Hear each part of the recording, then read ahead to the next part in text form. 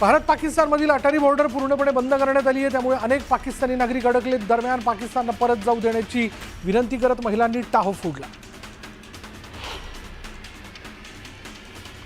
भारतात सायबर हल्ल्यांमध्ये झपाट्याने वाढ होते। पहलगाम दहशतवादी हल्ल्यानंतर 10 लाख सायबर हल्ले झाल्याची बाब महाराष्ट्र सायबर सेलच्या अहवालातून उघड झाली। पहलगाम दहशतवादी हल्ल्याशी संबंधित याचिकेवर सर्वोच्च न्यायालयाने मोठं वक्तव्य केलं आणि या हल्ल्याशी संबंधित याचिका कोर्टाने फेटाळून लावली। हा काळ देश एकत्र येऊन दहशतवादाविरोधात लढण्याचा आहे आणि अशावेळी सुरक्षा दलांचं मनोबल खच्ची करणं योग्य नाही, असं कोर्टाने ठणकावलं।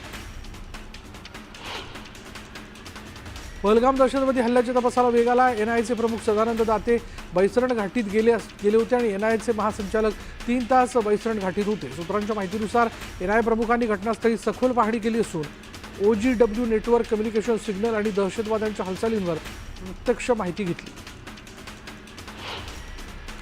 श्रीनगरमध्ये जवानांकडून शोध मोहीम सुरू आहे। लोकांच्या घरांमध्ये जाऊन जवानांकडून तपास सुरू आहे। संबंधित भागातील नागरिकांचीही कसून चौकशी केली जाते।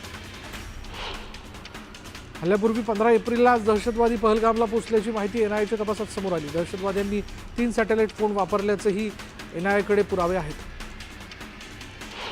पहलगाममधील दहशतवादी हल्ल्यानंतर हुरियत आणि जमाते इस्लामी समर्थकांवर एनआयएने कारवाई केली। जवळपास 100 ठिकाणांवर एनआयएने छापे टाकले। दहशतवादी हाशिम मुसा अजूनही पहलगाममध्ये लपल्याची माहिती आहे, तर पाकच्या लष्कराकडून हाशिमला काश्मीरमधून बाहेर काढण्याचे प्रयत्न सुरू असल्याची माहिती सूत्रांनी दिली। भारत पाकिस्तान आंतरराष्ट्रीय सीमेवरील अर्निया सेक्टर भागात तणावाचं वातावरण निर्माण झाले। सतत होत असलेल्या सीज फायरच्या घटनेनंतर सीमावर्ती भागात लहान मुलांना प्रशिक्षण दिलं जातंय। हल्ल्याच्या वेळी बचाव कसा करायचा या संदर्भात मुलांना शाळेत माहिती दिली जाते। पुण्याच्या राजगुरुनगरमध्ये मुस्लिम समाजाकडून पहलगाम हल्ल्याचा निषेध करण्यात आला आणि यावेळी पाकिस्तानचा झेंडा फाडून जोरदार घोषणाबाजी करण्यात आली। जिल्हा नियोजन समितीच्या बैठकीत पुन्हा गोंधळ झालाय। खासदार ओमराजे नाईक निंबाळकर आणि आमदार राणा पाटील यांच्यात 268 कोटी विकास कामांना स्थगिती आणि तुळजापूर ड्रग्ज प्रकरणावर झुंपली। पालकमंत्री प्रताप सरनाईक यांच्यासमोर गोंधळ झाला। धाराशिव जिल्हा नियोजन समितीच्या 268 कोटींच्या कामाला आमदार राणा पाटलांमुळे स्थगिती मिळाली आहे, असा आरोप पालकमंत्री प्रताप सरनाईक यांनी केला। बीड पोलीस विभागामध्ये आडनाव कळू नये म्हणून पोलीस नेमप्लेट लावत नव्हते, कारण तो पोलीस कोणत्या जातीचा हे कळेल असं विधान चंद्रकांत पाटलांनी केलं। समाजात समानता निर्माण होण्यासाठी प्रयत्न करणं गरजेचं आहे, असंही चंद्रकांत पाटील म्हणाले। संगम कलेचा सन्मान संस्कृतीचा या भूमिकेतून राष्ट्रवादी काँग्रेस मुंबईत सलग 4 दिवस गौरवशाली महाराष्ट्र महोत्सव साजरा करते आणि आजपासून या महोत्सवाची सुरुवात झाली असून उपमुख्यमंत्री अजित पवार यांच्या हस्ते या महोत्सवाचं उद्घाटन पार पडलं। जातनिहाय जनगणनेवरनं नरेश मस्केंनी काँग्रेसवर जोरदार टीका केली। काँग्रेसने जातनिहाय जनगणनेवरनं केवळ राजकारण केल्याचा आरोप त्यांनी केला। लातूर शहरात गढूळ पाण्याचा पुरवठा होत असल्याचं समोर आल्याने यामुळे नागरिकांच्या आरोग्याला धोका निर्माण झाला। दरम्यान तातडीनं शुद्ध पाण्याचा पुरवठा करण्याची मागणी नागरिकांनी केली, तर आमदार शिवेंद्रराजे भोसलेंनीही संबंधित अधिकाऱ्यांना पाणी शुद्धीकरणाबाबत आदेश दिले। हिंगोली पोलिसांच्या ताफ्यात 13 नवीन वाहनांचा समावेश करण्यात आला। यावेळी नरहरी झिरवाळ यांच्या हस्ते वाहनांचं उद्घाटन करण्यात आलं। छत्रपती संभाजीनगरच्या वक्फ बोर्डाच्या कार्यालयातील अधिकाऱ्यांना इम्तियाज जलील यांनी सुनावलं। वक्फ बोर्डाच्या जागेवर शासकीय बांधकाम होत असल्याचा आरोप करत जलील आक्रमक झाले। भिवंडीच्या वळगावातील पोलीस पाटलांचा उपमुख्यमंत्री एकनाथ शिंदे यांच्या हस्ते सत्कार करण्यात आला। विशेष उल्लेखनीय सेवा पुरस्कार आणि प्रशस्तीपत्र देऊन गौरव करण्यात आला। केंद्र सरकारने ऊसाच्या FRPत वाढ करण्याचा निर्णय घेतला आणि या निर्णयाचं पंढरपुरातील शेतकऱ्यांनी स्वागत केलं। पेढे वाटून शेतकऱ्यांनी आनंद साजरा केला।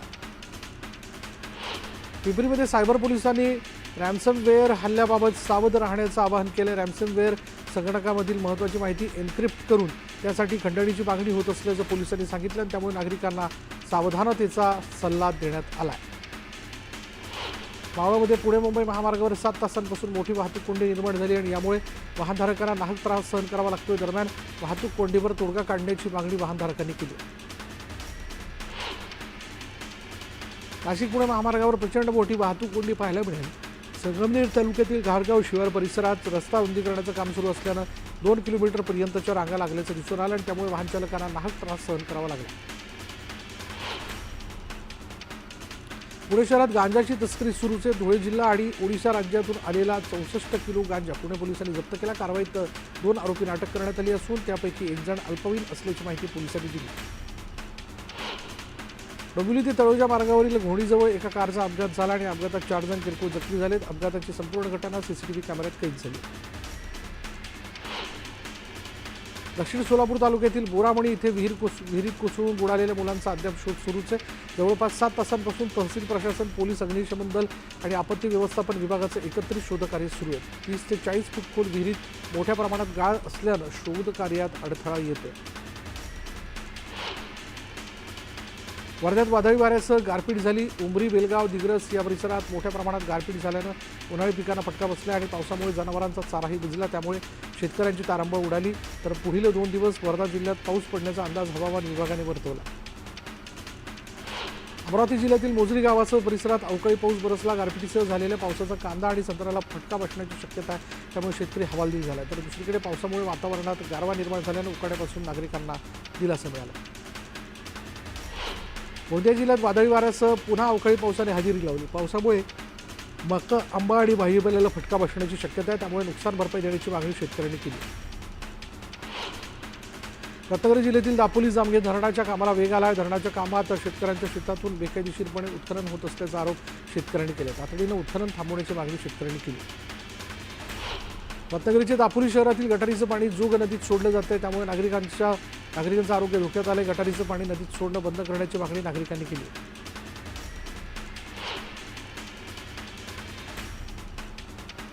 अहिल्यानगरच्या कोलार भगवती परिसरात बिबट्याचा वावर आढळला. यावेळी शेतात लावलेल्या पिंजऱ्यात बिबट्या अडकल्यानं नागरिकांना दिलासा मिळाला. धाराशिवमध्ये जिल्हा नियोजन समितीच्या मराठा आंदोलक आणि पोलिसांमध्ये गोंधळ झाला.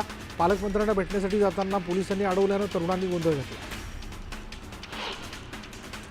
उन्हाळी सुट्ट्यांमुळे राज्यात विशेष रेल्वे गाड्या सुरू झालेल्या आहेत.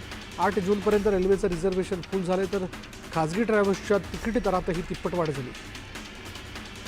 गोंदियाच्या देवरी शहरात पाणी टंचाईची समस्या निर्माण झाली. यामुळे नागरिकांना टँकरने पाणी पुरवठा करण्यात येतो.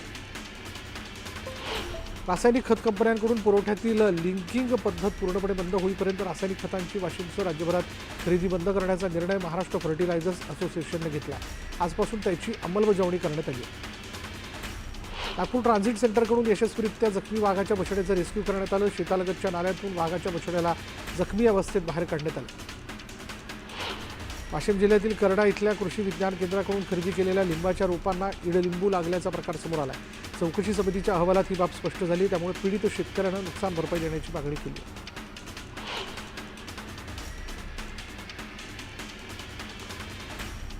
शिर्डीतील कोते दाम्पत्य गेल्या 25 वर्षांपासून सर्वसामान्यांसाठी सामुदायिक विवाह सोहळा आयोजित करत असून आतापर्यंत तब्बल 2450 विवाह त्यांनी लावले. त्यांनी स्वतःला मुलगी नसल्यानं 25 वर्षांपूर्वी सुरू केलेला सोहळा आता लोकचळवळ झाली आहे.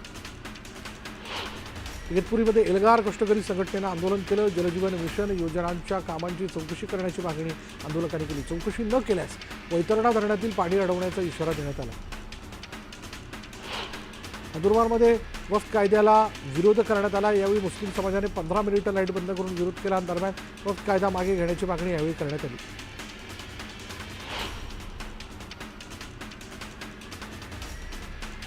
प्रतिभा नारी परिवर्तन संस्थेच्या वतीने अपंग ज्येष्ठ नागरिक गरजू महिलांना मोफत धान्याचं किट वाटप करण्यात आलं. क्रीडा आणि युवक कल्याण मंत्री दत्तात्रय भरणे, सारिका भरणे यांच्या हस्ते या किटचं वाटप करण्यात आलं. महाराष्ट्र दिनाच्या निमित्ताने श्री विठ्ठल रुक्मिणी मातेस पारंपरिक अलंकार परिधान करण्यात आले. तर श्री संत तुकाराम भवन इथल्या अन्नछत्रातील दुपारच्या जेवणात आमरसाचा समावेश करण्यात आला होता. जालन्यातील दत्त आश्रमातून 1100 आंबे पंढरपूरच्या अन्नछत्रात देण्यात आले होते.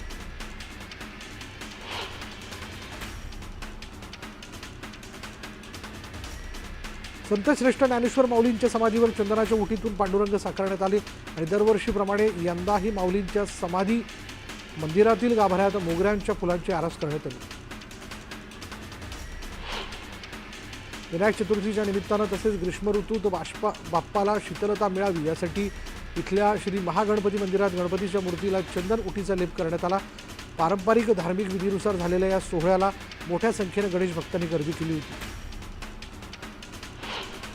2022-23चा आर पाटील स्मार्ट ग्राम योजनेअंतर्गत परभणी जिल्ह्यातील सिरसम गावाने प्रथम क्रमांक पटकावला.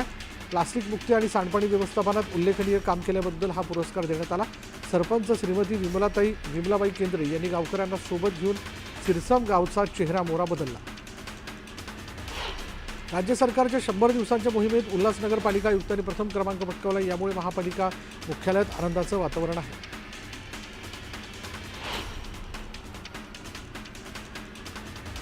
कराडच्या सुपणे ग्रामपंचायतीनं 4 लाखांचं बक्षीस पटकावलंय। राष्ट्रसंत तुकडोजी महाराज स्वच्छ ग्राम स्पर्धेत हे बक्षीस देण्यात आलं।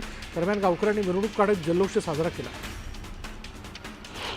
सिंधुदुर्ग जिल्ह्यातील 8 पोलीस अधिकाऱ्यांना उत्कृष्ट सेवेबद्दल सन्मान करण्यात आलेला आहे।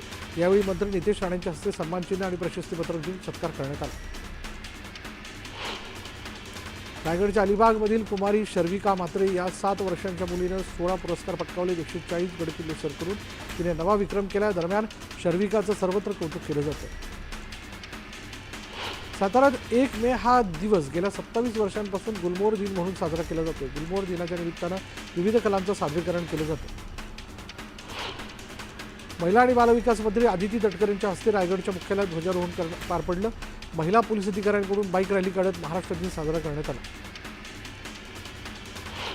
जालन्यात महाराष्ट्र दिनी पालकमंत्री पंकजा मुंडे यांच्या हस्ते ध्वजारोहण पार पडलं। यावेळी पंकजा मुंडेंनी जातनिहाय जनगणनेच्या निर्णयाचं स्वागत केलं। सांगलीमध्ये महाराष्ट्र दिन मोठ्या उत्साहात साजरा करण्यात आला। यावेळी पालकमंत्री चंद्रकांत पाटलांच्या हस्ते शासकीय ध्वजारोहण करण्यात आलं।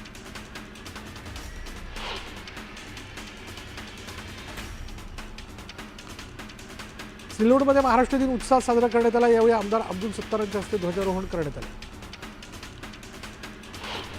चंद्रपूरच्या जिल्हा मुख्यालयात महाराष्ट्र दिन साजरा करण्यात आला। यावेळी पोलीस आणि प्रशासनातील उत्तम कामगिरी करणाऱ्या अधिकाऱ्यांचा सन्मान करण्यात आला। पिंपरी चिंचवड शहरातील MIDC परिसरात इंडस्ट्रीज असोसिएशनच्या वतीने महाराष्ट्र दिन साजरा करण्यात आला। कामगारांना गुलाब पुष्प देऊन त्यांचा सन्मान करण्यात आला। महाराष्ट्र दिनाच्या निमित्तानं उत्तर भारतीय संघटनेच्या वतीनं प्रशिक्षित गरजू महिलांना शिलाई मशीन देण्यात आले। दरम्यान महिलांनी मोठ्या संख्येनं सहभाग घेतला।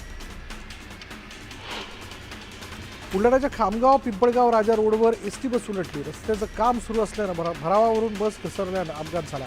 या अपघातात 12 प्रवासी जखमी झाले। छत्रपती संभाजीनगर शहरातील चिकलठाणा MIDC मधील कंपनीला आग लागली आणि आगीत कंपनीचं मोठं नुकसान झालं। दरम्यान आज सुट्टीच्या निमित्तानं कंपनीत कर्मचारी नसल्यानं मोठा अनर्थ टळला। यवतमाळ जिल्ह्यातील पिंपळगावात लहान भावाने मोठ्या भावाची निर्गुण हत्या केली। कौटुंबिक वादातून ही हत्या झाल्याचं समोर आलं। वर्दळीच्या ठिकाणी हत्येची घटना घडल्यानं परिसरात एकच खळबळ माजली। बीडमधील नागझरी वनपरिक्षेत्रात भीषण आग लागली आणि आगीचं कारण अद्याप अस्पष्ट आहे। मात्र आगीवर नियंत्रण मिळवण्यात यश आलंय। अहिल्यानगरच्या मांडवे गावात जलजीवन मिशनच्या पाईपला आग लागली। आगीत पाईप जळून खाक झाल्यानं प्रशासनाचं मोठं नुकसान झालंय। आगीचं कारण अद्याप अस्पष्ट आहे। जालन्याच्या चांदई एक्को गावात 65 वर्षीय महिलेची हत्या करण्यात आली। दागिन्यांसाठी हत्या केल्याचं तपासातून समोर आलं। या प्रकरणी पोलिसांनी 2 जणांना ताब्यात घेतलं।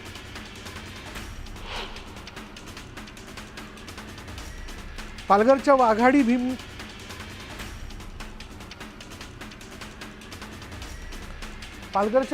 भीममध्ये सूर्या नदीत एक महिला बुडाल्याची घटना घडली। बेपत्ता झालेल्या महिलेच्या स्थानिकांच्या मदतीने शोध घेतला जातो।